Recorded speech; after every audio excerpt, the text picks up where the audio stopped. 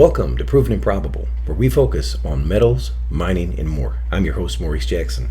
Joining us is JAYANT Bhandari, the host of the highly acclaimed Capitalism and Morality, and a prominent sought-out advisor to institutional investors. Today, we will discuss Africa and gold junior mining companies. Mr. Bhandari, welcome to the show, sir. Thanks for having me, Maurice. Recently, we conducted an interview regarding Zimbabwe. I'd like to revisit that conversation. Can you please give us an update on the latest developments in Zimbabwe? Why not, Maurice, talk about the political environment in Africa? Africa has 54 countries, and I have been to Africa almost once or twice a year, every year for the last 10 or 12 years now. It has a population of 1.2 billion people. And this is a continent that from north to south is an unmitigated disaster. The only countries and only areas in Africa that have done relatively better compared to the rest are countries with higher influence of Europeans in those countries. Now, if we don't account for this, we cannot understand the problems of Africa and the ways to correct the problems of Africa.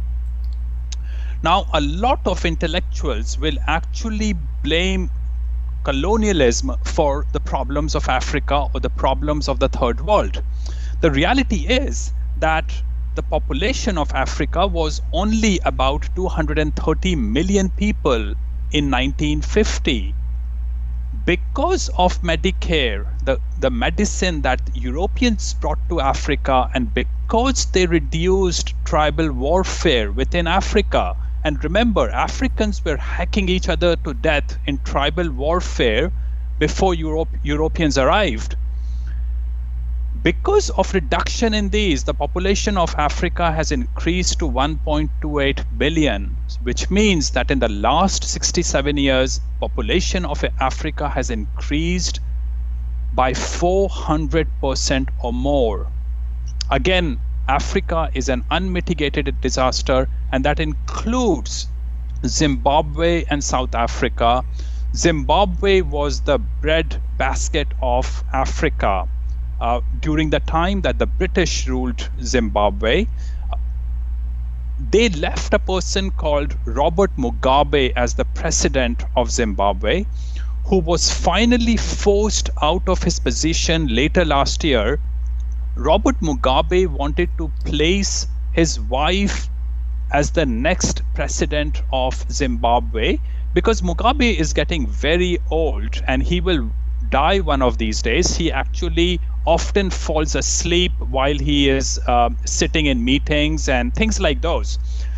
The coup meant that the vice president, who was actually someone very close and friendly with Mugabe, a person called Emerson Mnangagwa, became the president. Now, international media and a lot of international organizations are very happy about this turn of events because they think that this will lead Zimbabwe to become more democratic. Now, my view is that this is not a good change. This is actually a horrible change for the worse for Zimbabwe because democracies in these third world countries do not work. Democracies always inevitably lead to increased tyranny because democracy in these backward, tribal, superstitious, magical thinking people always lead to people getting elected who are tyrannical and irrational. And this is what will happen to Zimbabwe going forward. Mugabe was a horrible tyrant, but again, he was still chosen by the British, who were, compared to Zimbabweans, a much more rational bunch of people. You know, John, I hate to interrupt you here, but you sound like President Trump a little bit here when you're describing Africa.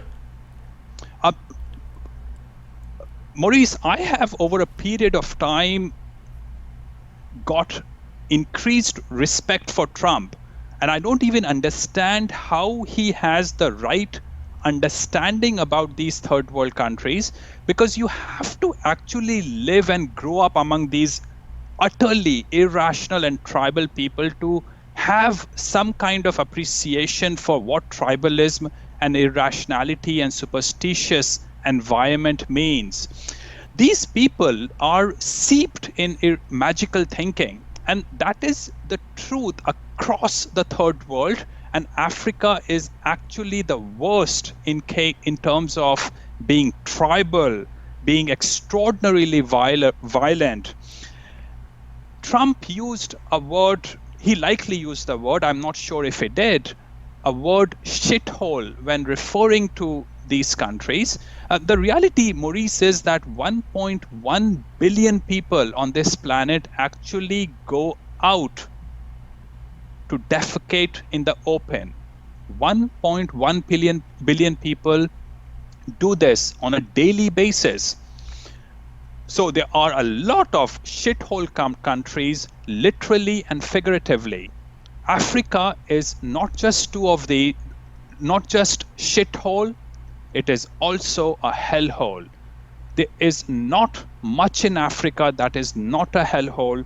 It is a continent replete with genocide, civil war, and extreme violence against each other. And so often it seems that a lot of people there enjoy being violent. Which is truly unfortunate. Sticking to the theme of Zimbabwe here, Zimbabwe, their economy from the outside looking in should be somewhat robust. They have fertile soil and they have mines, but what products does Zimbabwe actually export? Zimbabwe as such is very rich in, as you rightly said, soil, and it has a lot of natural resources in that country. But remember, you have to have the right institutions and the right people in leadership positions in those institutions to be able to create businesses and organizations to exploit the natural resources or agricultural farms. Now, I actually spent 2 days with one of the relatives of Mugabe. Actually, I visited several of the farms that had been expropriated from white farmers. Now, Zimbabweans think that all you have to do is to get hold of the land and somehow prosperity would automatically appear. It does not happen that way. You have to work hard on those farms. You have to create a strategy to put that farm into production. You have to save the seed for the next season. You have to plant the seed. There's a process that makes the farm productive. They expropriated the farms, but they never put those farms into production. So unfortunately, that is how Zimbabwe works. How do you get the right institutions and the right people to lead those institutions? The reality is that the best people from Zimbabwe have left Zimbabwe. They are now in London and New York. And of course, the British left Zimbabwe many decades back, which means that the very best people Zimbabwe had an opportunity to have to run that country are gone for a long time.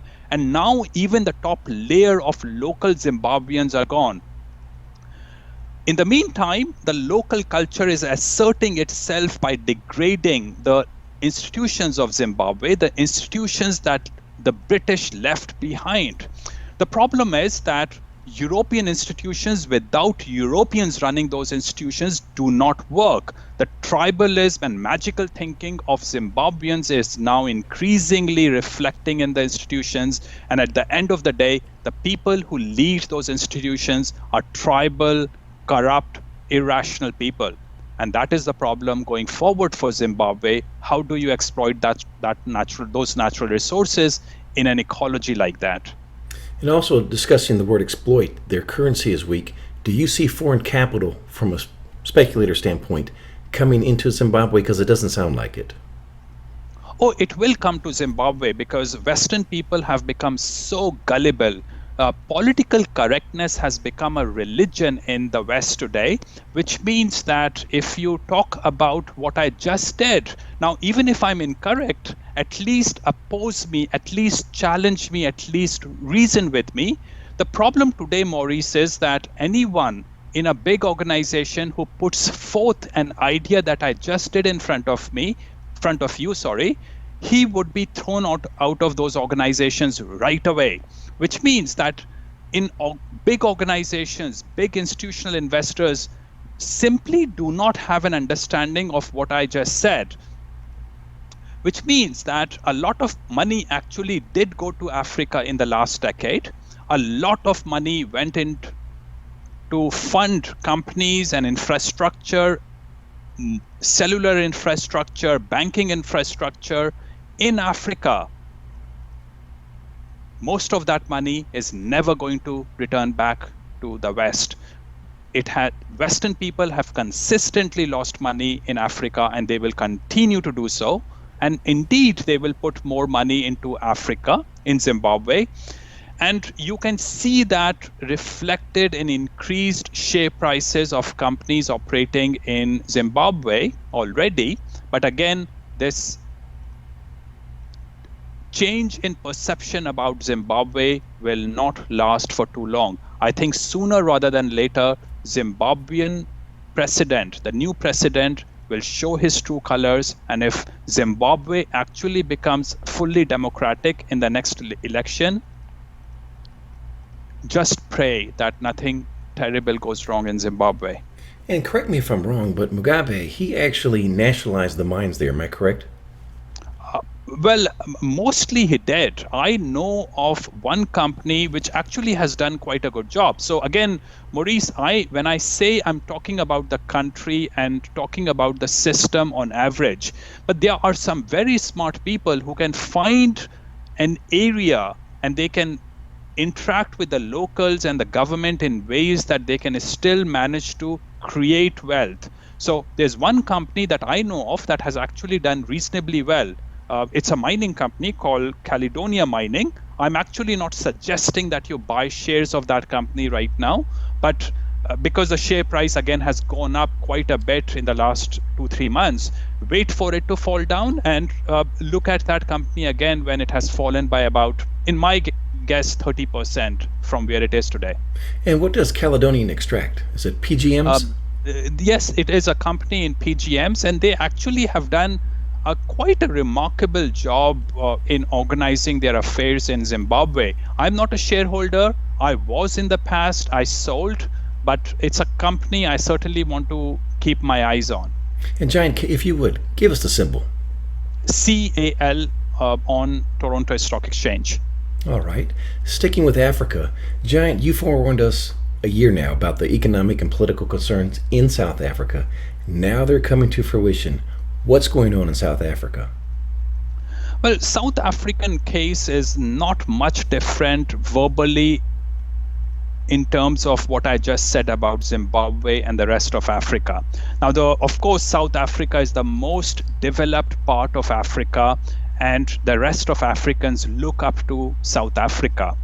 There was a time, and even today, a lot of Africans want to move to South Africa to work because South Africa has had among the best economy in Africa. A lot more of Africans actually wanted to move to South Africa during the days of apartheid. Now, that was a horrible system, but the reality is that the changes that they have implemented since the end of apartheid has made lives of blacks in South Africa much, much worse than it was before when apartheid existed in South Africa. South Africa has the same problem. The best people are no longer in position of leadership.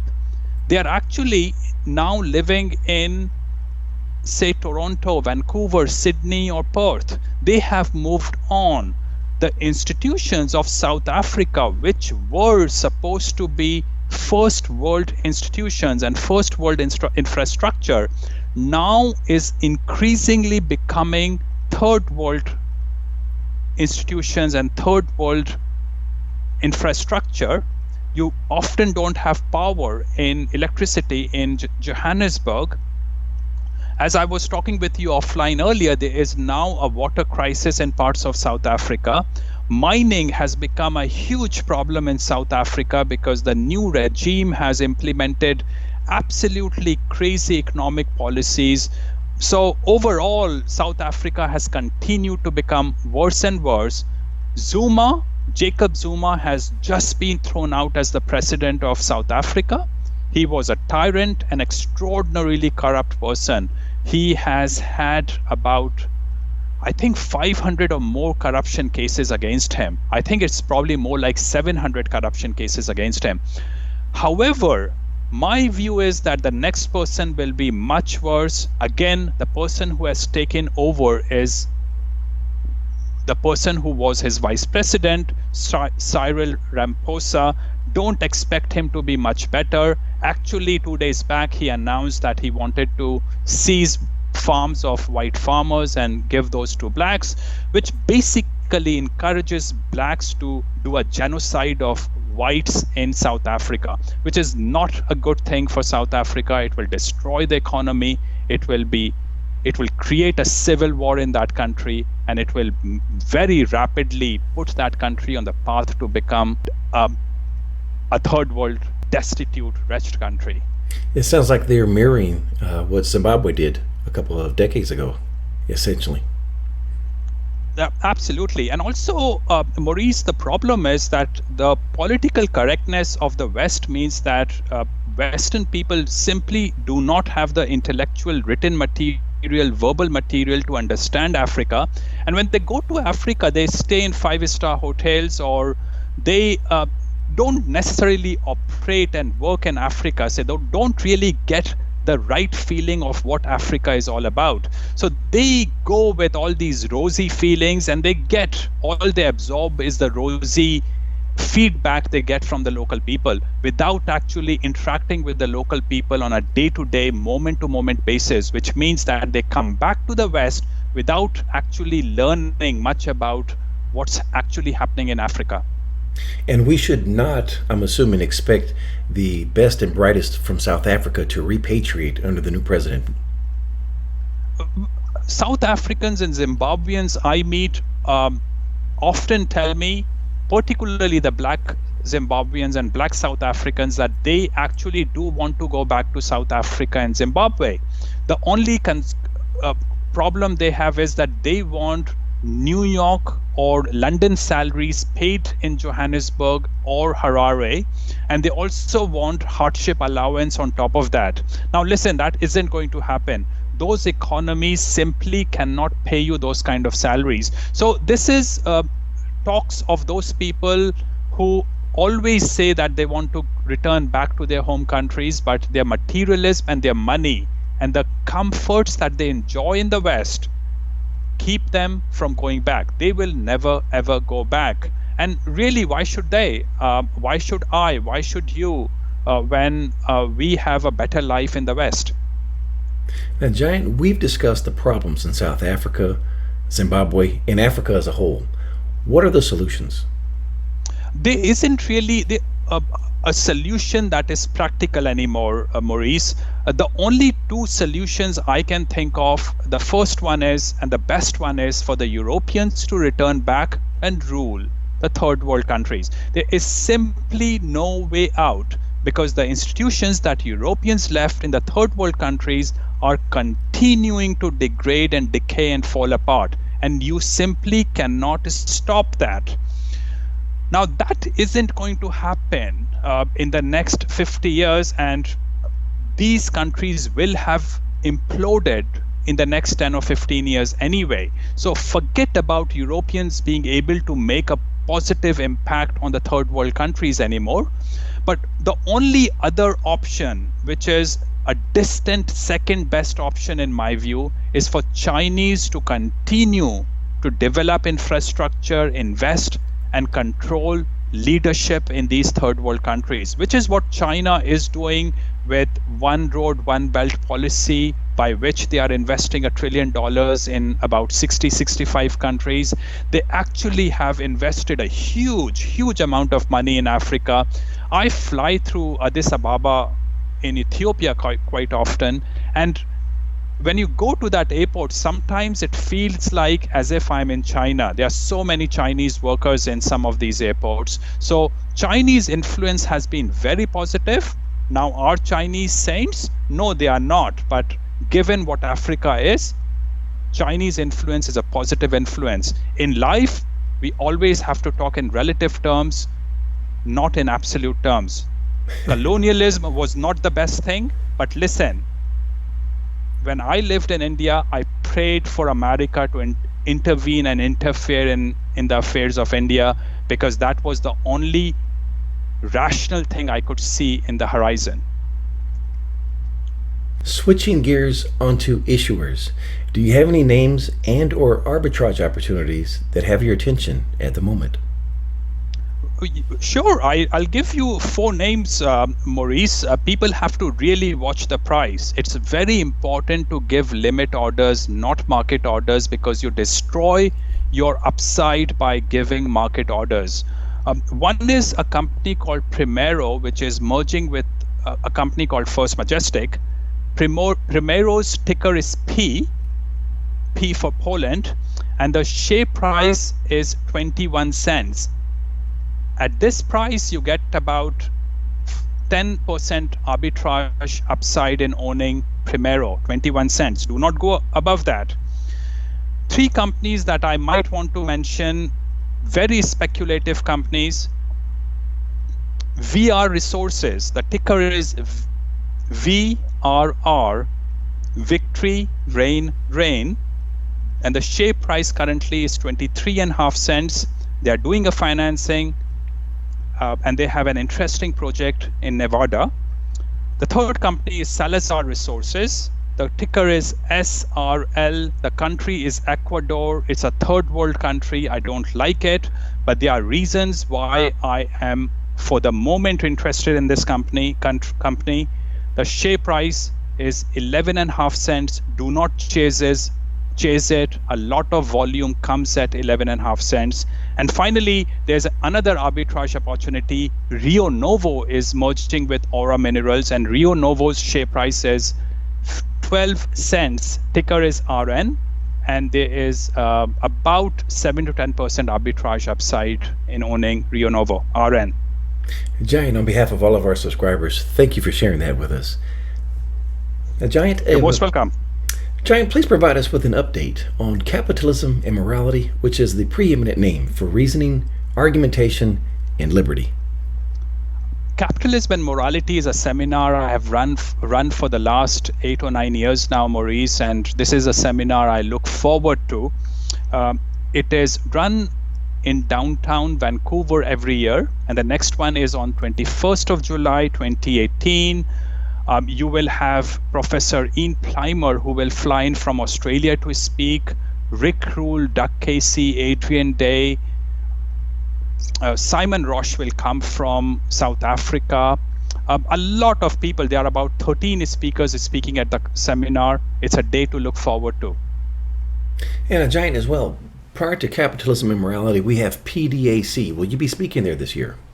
Yes, I speak at PDAC every year. I will do so again at the Letter Writers Forum on the 4th of March at PDAC in Toronto.